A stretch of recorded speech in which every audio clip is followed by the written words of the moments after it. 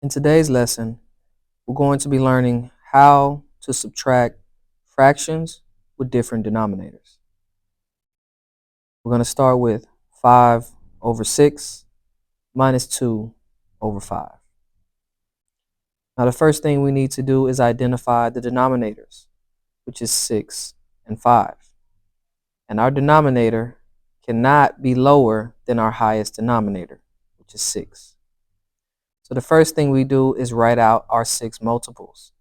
6 times 1 is 6, times 2 is 12, times 3 is 18, times 4 is 24, and times 5 is 30. Now we're going to do the same thing with our 5 multiples because we have a 5 in our denominator. 5 times 1 is 5, times 2 is 10, times 3 is 15, times 4 is 20, times 5 is 25, and times 6 is 30.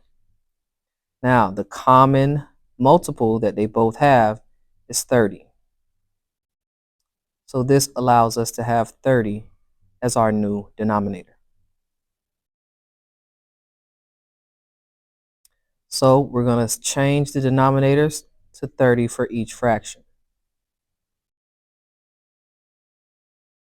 Now, the next step is we need to figure out how did we get from 6 to 30.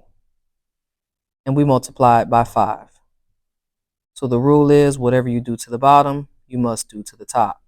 So we must multiply the numerator by 5. So 5 times 5 is 25.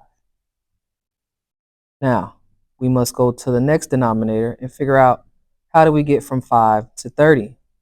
We multiply by 6. So what we do to the bottom, we must do to the top. So 2 times 6 is 12. Now, we can go ahead and subtract both numerators. Remember, we never change the denominators. We never subtract the denominators. So 25 minus 12, 5 minus 2 is 3, and 2 minus 1 is 1. And remember, we keep the same denominator. So we have a final answer of 13 over 30.